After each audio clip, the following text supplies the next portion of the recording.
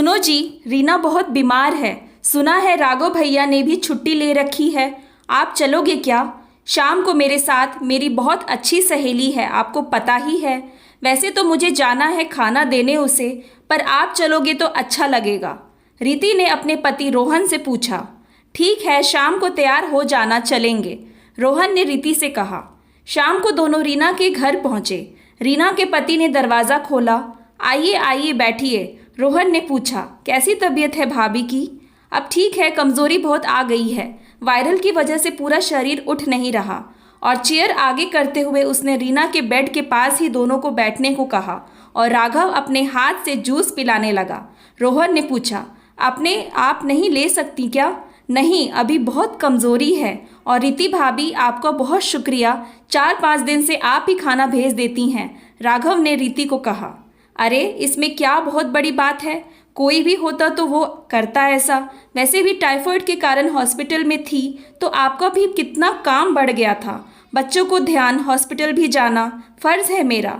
जी शुक्रिया, बस अब कुछ महीनों के लिए खाना बनाने वाली का इंतज़ाम भी कर दिया। कोई अच्छा कुक नहीं मिल रहा था। अब आप खाना नहीं भेजिएगा। अच्छा भैया, कोई और परेशानी हो तो बेझिझक बताइए, रीति ने कहा। जी ज़रूर। यह कहकर वह हाल चाल पूछकर थोड़ी देर बैठकर अपने घर आ गए। रोहन राघव की रीति से बुराई करने लगा। कैसे रीना भाभी को हाथ से जूस पिला रहा था हमारे सामने। ये नहीं उन्हें खुद पीने दे, छोटी बच्ची थोड़े ही हैं। रीति बोली, बहुत कमज़ोरी में हाथ कांपते हैं, अभी चल भी नहीं पाती। अरे बेकार की बातें हैं ये। राघव तो रीना भाभी के पल्लू से बंधा रहता है शायद। रीति और रोहन में बहुत बहस हुई, पर रोहन तो समझने को तैयार नहीं था। उसे तो पति का अहंकार था कि पत्नी के लिए ये सब क्यों करना। रीना ने सही होने के बाद शुक्रिया कहने के लिए घर बुलाया रीति के परिवार को। बीमारी में रीति ने बहुत ध्यान रखा था। राघव रसोई में रीना की मदद कर रहा था, कभी खाना खिलाने में। घर आकर रीति ने कहा, देखो भैया ने कितनी मदद की, जबकि अब रीना बीमार नहीं। रोहित गुस्से से बोला, हाँ, पहली बार में ही लगा था जोरू का गुलाम। वो कह भी रहा था हमेशा मदद करता हूँ। रीना भाभी कह भी रही थी, ये बीमारी में हर किसी का ध्यान रखते हैं, मायके वाले हो तब भी। रोहन ने तेजी से चिड़चिड़ाहट में बोलते हुए कहा।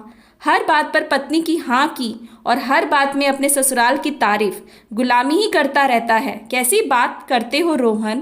पहली बार उसे कितनी कमज़ोरी थी, हॉस्पिटल से आई थी, और अगर मदद की भी तो और कौन करेगा? अपने घर परिवार की भी तो तारीफ कर रहे थे। रीना के मायके की तो गलत लगी आपको। आप तो मेरे मम्मी पापा के बीमार होने पर भी ध्यान नहीं रखते कि एक फ़ोन कर लूँ। आपकी नज़र में पत्नी की परिवार का ध्यान रखना जोरू का गुलाम हो गया, और पत्नी की जो पति और उसके परिवार वालों के लिए करती है वो फ़र्ज़ तो मैं तारीफ़ ही करूँगी कि वो कितने अच्छे हैं। ज़्यादा बातें ना बनाओ रीति, कभी तुम मुझसे ये उम्मीद करती हो तो माफ़ करना। मैं कभी जोरू का गुलाम नहीं बनने वाला।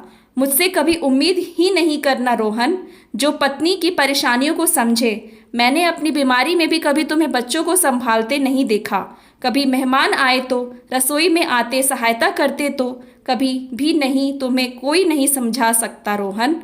तुम्हारी सोच अभी सीमित दायरे में है। अच्छा, मेरी सोच कितनी बेकार नहीं है। पत्नी का काम खुद करूं। औरत इसलिए बनी है, लड़के वाले कभी नहीं झुकते, लड़की के परिवार वाले ही झुकना पड़ता है। हम क्यों फ़ोन करें उन्हें ही करना होगा हमें। मैं दामाद हूँ। रीति का गुस्सा अंदर ही अंदर उबल रहा था, पर बात बढ़ेगी इसलिए वहाँ से कमरे में चली आई। पर आज उसे बहुत छोटी सोच लग रही थी रोहन की। ये बहुत घरों की कहानी है जहाँ पति पत्नी की भावनाओं को नहीं समझते या मदद करना अपनी बेइज्जती समझते हैं। एक कप चाय बनाने में लगता है कि ये उनका नहीं, उनकी पत्नी का काम है। पता नहीं कब बदलेगी ये सोच। Thanks for watching. Please like and subscribe my channel.